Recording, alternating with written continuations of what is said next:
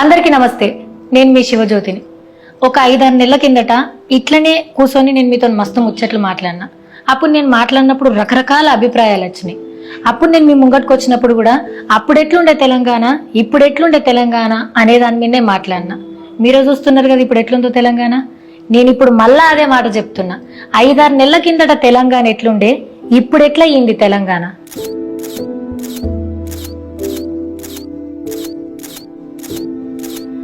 చూసిరు కదా అప్పుడు ఎట్లుండే తెలంగాణ, ఇప్పుడు ఎట్లా అయిపోయిందో. అయినా నేను మీకు వీడియోలో చూపియాలనా? నేనే మిమ్మల్ని అడుగుతున్నా, మీరే నాకు చెప్పాలి. మీరు చూస్తలేరా ఇప్పుడు తెలంగాణ రాష్ట్రంలో కరెంటు కష్టాలు? మీరు చూస్తలేరా రైతు బంధు అందక రైతన్నలు ఎంత అల్లాడుతున్నారో? మీరు చూస్తలేరా పెద్ద మనుషులకు పింఛన్లు అందక ఎంత తక్లీఫ్ అవుతున్నారో? మీకు తెలుసు కదా కళ్యాణ లక్ష్మి అందక ఎంత మంది ఆడపిల్లలు బాధపడుతున్నారో? మీరు చూసిరు కదా మొన్న రైతులకు కరువు వస్తే ఏమైంది అని అరుచుకునే మనుషులు కరువైన ప్రభుత్వం ఉంది ఇవాళ ఈ తెలంగాణలో. ఇవన్నీ నేను చెప్పినవి కావు, మీరు చూస్తున్నాయి. అందుకే మీకు మళ్ళొకసారి గుర్తు చేస్తున్నా, దయచేసి ఈ వీడియోని ఎండు దాకా చూడండి, అందరికీ షేర్ చేయండి. 60 ఏండ్ల తెలంగాణ రాష్ట్ర ఆకాంక్షను నిజం చేసి తెచ్చుకున్న తెలంగాణను 10 ఏండ్ల లోపే 60 ఏండ్లలో జరగని అభివృద్ధిని చేసి చూపించారు.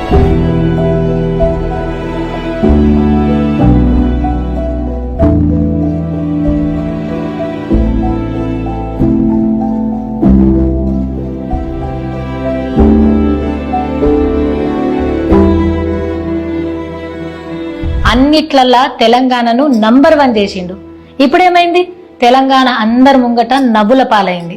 ఇవన్నీ చూసినా నేను ఎంత చెప్పినా కొంతమంది అనుకుంటూనే ఉంటారు, ఏహే ఈమె ఎంపీ ఎలక్షన్ల కోసం వచ్చింది, మళ్ళా ప్రచారం చేస్తుంది అని.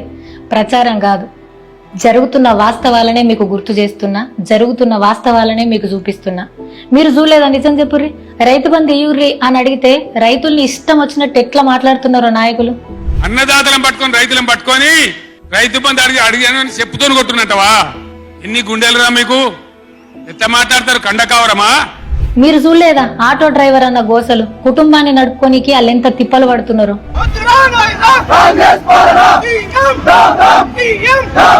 ఉచిత బస్సు ప్రయాణం వల్ల ఆటో కార్మికులు చాలా బాధపడుతున్నారు. అందులో పిల్లల చదువులు, ఇంటి రెంట్లు, ఆటో ఈఎంఐలు కట్టడము, ఇవన్నీ చాలా ఇబ్బందికరంగా మారుతుంది. ఆటో డ్రైవర్ల పొట్టలు కొట్టడం మార్పు కాదు. మీరు మారుతుంది అని అంటే మేము ఎంతో ఆశపడ్డాము. మీరు మార్పు తెచ్చింది ఒక ఆటో డ్రైవర్ పుట్టగొట్టనీక. మీరు కూడా ఇనే ఉంటారు కదా, చేనేత అన్నల పైసలు ఇచ్చేయుర్రి అని చెప్తే వాళ్ళను కూడా ఇష్టం వచ్చినట్టు ఎట్లా మాట్లాడిర్రు. సిరిసిల్లలో కార్మికులు చచ్చిపోయే పరిస్థితి ఉందా? ఆత్మహత్యలు మళ్ళీ మొదలయ్యేటట్టునేని అడిగితే ఇంకో కాంగ్రెస్ వాడు అంటాడు, ఏం పోయింది వాళ్ళ నిరోధులు అమ్ముకొని బతుకమన్నది, పాపడాలు అమ్ముకొని బతుకమన్నది అంటాడు. నిరోధులు అమ్ముకొని బతకన్నారా? కుక్కల కొడుకులారా మీరు? మనుషులా మీరు? లక్షలాదిగా ఉండేటువంటి చేనేత కార్మికుల మనోభావాలు దెబ్బతీస్తారా మీరు? మీరు ఇస్తే ఇచ్చిండ్రు, పీక్తే పీకిండ్రు, ఇవ్వకపోతే చేత కాకపోతే ఇవ్వకుండా. కానీ నిరోధులు అమ్ముకొని బతుకుండ్రి, పాపడాలు అమ్ముకొని బతుకున్నట్టు వాళ్ళు మనుషుల్లా కనబడతలేరా? గర్జిస్తారు బిడ్డ, చేనేత కార్మికులే ఇలా పులులే గర్జిస్తారు, మిమ్మల్ని తరిమి కొడతారు, జాగ్రత్త అని చెప్పి నేను హెచ్చరిస్తా ఉన్నా. ఇవన్నీ నేనంటున్నాయి కావు, వాళ్ళన్నయ్యి మీరు చూస్తున్నాయి. అసలు ఈ 10 ఏండ్లల్లో ఎప్పుడన్నా కరెంటు కష్టాలు చూసిర్రా? ఎప్పుడన్నా ఒక్క రైతు కన్నా రైతు బంధు అందలేదు అనేది మీరు విన్నారా? కళ్యాణ లక్ష్మి ఆగిపోయింది అనేది విన్నారా? పెన్షన్లు ఆగినాయి అనేది విన్నారా? వినలేరు. ఎందుకంటే అది జరగలేదు కాబట్టి. ఎందుకు జరగలేదు అనంటే ప్రతి స్కీమ్ ని మీ ఇంటి దాకా తీసుకొచ్చింది బీఆర్ఎస్ పార్టీ. ఇవన్నీ కూసున్న దగ్గరికి ఇంటి దాకా తీసుకొచ్చిన బీఆర్ఎస్ ప్రభుత్వాన్ని, కేసీఆర్ సార్ని దొరల పాలన అన్నారు. దొరల పాలన అంతం చేశాం, గడిలు బద్దలు కొట్టామని నేను ఒక ఆయన పెట్టినండి సోషల్ మీడియాలో పోస్ట్. జనగామ మార్కెట్ కమిటీలో ఒక అమ్మాయి పాప లేడీ పోలీస్ కాలు ముక్తా ఉంది. నీ కాలు ముక్తాం సార్, బాంచారు సార్, కొనుంది సార్. ఇది దొరల పాలన, మాది దొరల పాలన. దర్జాగా కాలు మీద కాలేసుకొని రైతు నడిమింట వండుకొని ఆయన పొలం బారింది దొరల పాలన అండి. దేశంలో, ప్రపంచంలో ఎక్కడ లేనటువంటి దళిత బంధు తెచ్చి ఫేజ్ మేనర్ లో దళిత కుటుంబాలు, ధనిక కుటుంబాలు కావాలని ఏ ముఖ్యమంత్రి ప్రయత్నం చేసిండా? మేము 1100 గురుకులాలు పెట్టి లక్షల మంది విద్యార్థులకు ఉన్నత స్థాయి చదువులు చెప్పింది దొరపాలన్నా? పేద విద్యార్థులకు 20 లక్షల ఓవర్సీస్ స్కాలర్షిప్ ఇచ్చింది దొరపాలన్నా? వృద్ధులకు 2200 పెన్షన్ 2000 చేసిన దొరపాలన్నా? అన్నార్థులను ఆదుకున్న దొరపాలన్నా?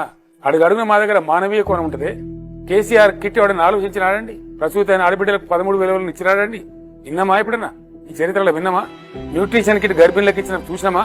గర్భవతులను తీసుకెళ్లి ఫ్రీగా బస్సులో తీసుకెళ్లి ప్రసవం చేయించి మళ్ళీ బ్యాక్ వాళ్ళ ఇట్లా ఫ్రీగా బస్సులో వదిలిపెట్టి మందులన్నీ ఇచ్చిన ప్రభుత్వాన్ని చూసినామా? బస్తీ దవాఖానాలు పెట్టిన గవర్నమెంట్ చూసినామా? ఇవన్నీ సేవలు మేము అందించిన దొరపాలన ఎట్లయిద్దండి? రైతు బంధు పూలలో పెట్టి వాళ్ళ బ్యాంక్ వేసిన మేము రైతు బంధు అడితే చెప్పుతో కొట్టమంటారానండి? ఎవరికి దొరపాలన?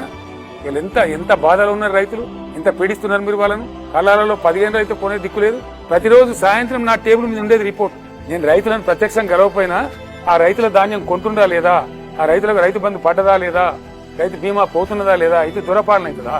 కరెంట్ ఇస్తున్నారా లేదా, మోటార్లు నడుస్తున్నాయా లేవా, పొద్దున మధ్యాహ్నం సాయంత్రం మానిటర్ చేసిన ముఖ్యమంత్రి దొరనా? కడుపు నిండా కరెంట్ ఇచ్చిన ముఖ్యమంత్రి దొరనా? ఇలా కరెంట్ ఎగబెట్టే ముఖ్యమంత్రి ఏమో ప్రజాపాలన. ప్రజలు నిర్ణయించాలి పార్లమెంట్ ఎన్నికల్లో. మరి ఇలా ఏం జరుగుతుంది తెలంగాణలో?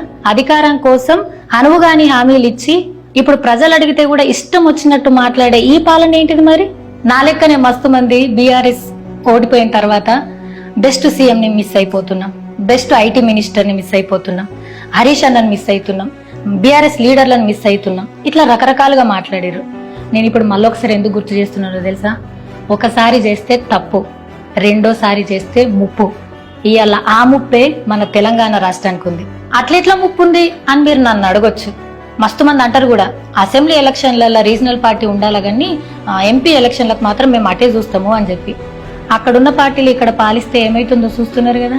ఆ పార్టీల వల్లనే ఇవాళ తెలంగాణ ఉనికి కోల్పోతుంది. ఆ పార్టీల వల్లనే తెలంగాణ తల్లి ఆత్మ ఘోషిస్తుంది. తెలంగాణ అభివృద్ధి ఆగిపోతుంది. తెలంగాణ గొంతుక నొక్కేస్తున్నారు. అమరవీరుల త్యాగాలు అలుసైపోయినాయి. మన రాష్ట్రం మీద పెత్తనం చేయాలని పక్క రాష్ట్రాలు ఎదురు చూస్తున్నాయి. మన నీళ్లను గుంజుకపోతున్నారు. మరి 10 ఏళ్లలో జరగని ఇప్పుడే ఎందుకు ఇట్లా తెలంగాణలో జరుగుతున్నది తెలుసా? ఎందుకంటే ఈ ఏ పార్టీలు కూడా తెలంగాణ రాష్ట్ర ప్రయోజనాల కోసం, తెలంగాణ అభివృద్ధి కోసం పాటుపడే పార్టీలు కావు కాబట్టి. సో ఈ ఎంపీ ఎలక్షన్లలో కూడా నేను బీఆర్ఎస్ కే ఓటేయురు అని అడగనీకి ఒక ముఖ్యమైన కారణం ఉంది. అదేందో తెలుసా? బీఆర్ఎస్ గలమే తెలంగాణకు బలం. The budget had disappointed us to a great extent in a way. Yes, because जैसा यूपीए का बजट था वैसा ही एनडीए का भी बजट है. ज्यादा कुछ चेंज तो है नहीं. Sir, this road was taken up under PPP model a decade back, and the alignment of this road is faulty. Every day there are many accidents occurring on this road, and there is huge traffic. Sir, I request the government to keep it as a national highway, which connects from Ramagundam Mancherial to Chandrapur and Nagpur. అప్పటి తెలంగాణ ప్రత్యేక రాష్ట్ర ఉద్యమం నుంచి 10 ఏళ్ల BRS పాలనలో ఉన్న ఎంపీలందరూ కూడా మన తెలంగాణ గొంతుకను గట్టిగా వినిపించారు.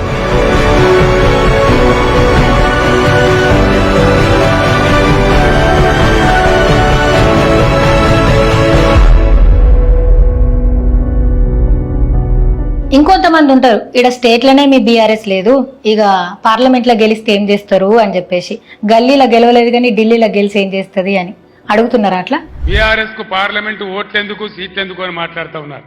ఇప్పుడే కావాలి బీఆర్ఎస్ కు పార్లమెంట్ లో ఓట్లు, సీట్లు ఎందుకు?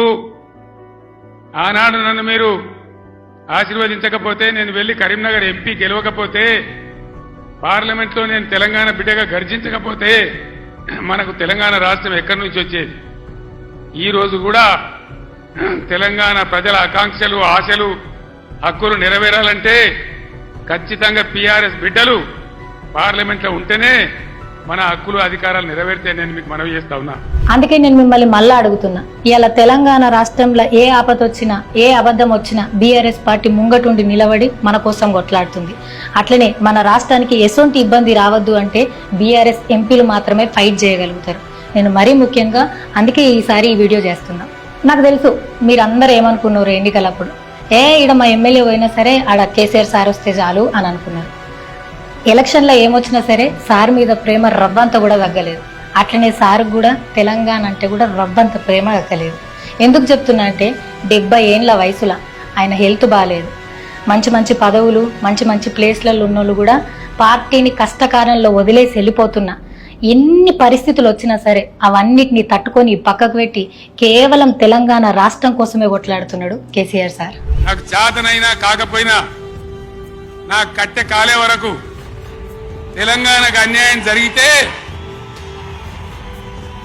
చివరి శ్వాస దాకా కూడా పులిలాగా లేచి కొట్లాడతా తప్ప పిల్లిలాగా ఉండను. ఎట్టి పరిస్థితులలో 600 అయినా ఏ విషయంలో కూడా తెలంగాణకు అన్యాయం జరగనివ్వను. కొట్టాడదాం. నేను మళ్ళొకసారి మీ అందరికీ గుర్తు చేస్తున్నా, 10 ఏళ్లలో తెలంగాణ అన్నిట్లల్లో నంబర్ 1 ఉంది. రైతులు సంతోషంగా ఉన్నారు. రైతు సంతోషంగా ఉన్న రాష్ట్రం ఏదంటే తెలంగాణ అని చూపించేటోళ్ళు. ఇట్లా రకరకాల రంగాల్లో మనం అభివృద్ధి చెందుతూ అన్నిట్ల నంబర్ 1 ప్లేస్లు ఉన్నాం. ఇవాళ మనం దాన్ని కాపాడుకోవాలి. మన మీదే ఆ బాధ్యత ఉంది. అందుకే నేను మిమ్మల్ని మళ్ళా అడుగుతున్నా, ఈ 5 నెలల్లో మీరు చూసిన మార్పుతోని, మీరు చూసిన పరిస్థితులను గమనించి మీరు ఖచ్చితంగా ఓటేయండి. మళ్ళొకసారి చెప్తున్నా, మంచిగా యాద పెట్టుకోర్రి. ఢిల్లీకి తెలంగాణ రాష్ట్రం గులాం కావద్దంటే గులాబీ పార్టీకి ఓటేయండి. బీఆర్ఎస్ కు బాస్ అంటూ ఢిల్లీలో ఉండడు. బీఆర్ఎస్ కు బాస్ మా తెలంగాణ ప్రజలే. మాకు వేరే బాసులు ఉండరు. తెలంగాణ ప్రజలు ఏం కోరుతారో, వాళ్ళ అవసరాలు ఏంటియో, వాళ్ళ ఆశలు ఆకాంక్షలు ఏంటియో వాళ్ళే మాకు బాసులు తప్ప మాకెవరు ఢిల్లీ బాసులు లేరు. ఒక్కటి మాత్రం నిజం, గులాబీ దళపతి, గులాబీ సేనాధిపతులు, గులాబీ దళం,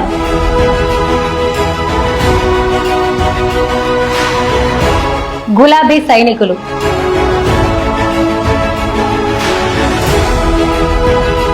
వీళ్ళు మాత్రమే తెలంగాణను గుండెలలో పెట్టుకొని చూసుకుంటారు. అప్పుడు తెలంగాణ కోసం కొట్లాడినాం, ఇప్పుడు రాష్ట్ర అభివృద్ధి కోసం కొట్లాడాలి, ఉద్యమం చేయాలి. ఆ ఉద్యమం ఏందో తెలుసా? ఓటు అనే ఉద్యమం. అందుకే చెప్తున్నా, vote for car, trust KCR. జై తెలంగాణ, జై కేసీఆర్.